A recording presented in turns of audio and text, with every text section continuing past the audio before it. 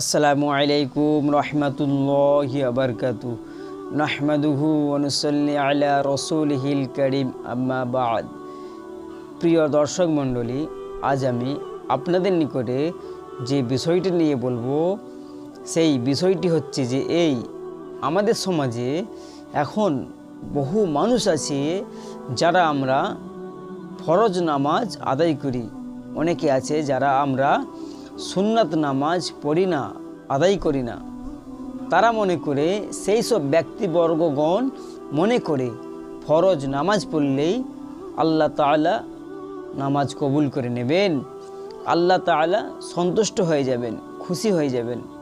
জি না, সম্পূর্ণ এটি ভুল চিন্তা, ভুল ধারণা। রসুলুল্লাহকে ছেড়ে আল্লাহকে খুশি করা যাবে না, রসুলুল্লাহকে ছেড়ে আল্লাহকে পাওয়া যাবে না। আল্লাহকে পেতে গেলে রসুলুল্লাহকে ধরতে হবে। যেমন আল্লাহ তাআলা কোরআন মাজিদের মধ্যে বলেছেন, সূরা নিসার মধ্যে আল্লাহ বলেছেন, মাইয়াতুর রাসূলা ফাকাদ আতু আল্লাহ, যে ব্যক্তি রসুলুল্লাহকে অনুসরণ করবে সেই ব্যক্তি যেন আল্লাহকেই অনুসরণ করলো। তাহলে এই আয়াতে কারিমা থেকে আমাদের কি শিক্ষা হলো?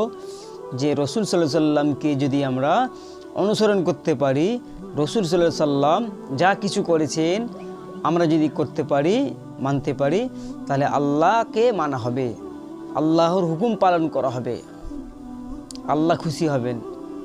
যেমন রসুল সাল্লাল্লাহু আলাইহি সাল্লাম হাদিস পাকের মধ্যে বলেছেন, মানা হাব্বা সুন্নতি, যদি কোনো ব্যক্তি আমি নবী আমার সুন্নতকে ভালোবাসে, ফাকাদ আহাব্বানি, অবশ্যই সেই ব্যক্তি যেন নবীকেই ভালোবাসলো। ওমান আহাব্বানি, আর যে ব্যক্তি নবীকে ভালোবাসবে, কানা মাই ফিল জান্নাত, সেই ব্যক্তি নবীর সাথে জান্নাতে থাকবে। তাহলে এই হাদিস পাক থেকে আমাদের কি শিক্ষা হলো? রসুল সাল্লাল্লাহু আলাইহি সাল্লামের প্রত্যেকটা সুন্নতকে যদি আমরা ভালোবাসতে পারি তবে রসুলুল্লাহকে ভালোবাসা হবে, নচেত ভালোবাসা হবে না।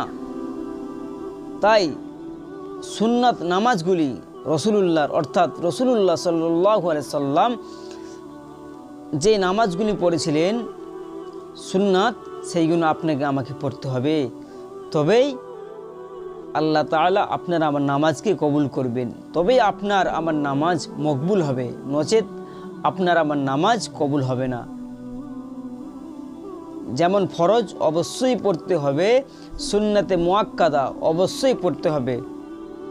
তবে হ্যাঁ, একটা কথা বলে দিই, সুন্নত নামাজ কাজা হয় না, সুন্নত নামাজের কোনো কাজা নেই, কারণ রসুলুল্লাহ সাল্লাল্লাহু আলাইহি সাল্লামের সুন্নত নামাজ কাজা নেই। তিনি কখনোই সুন্নত নামাজ কাজা করেননি, তিনি সদা সর্বদাই আদায় করেছেন। অর্থাৎ আপনার আমার জন্য সুন্নত নামাজ কোনো কাজা নেই। তবে হ্যাঁ, কোনো ব্যক্তি যদি সুন্নত নামাজ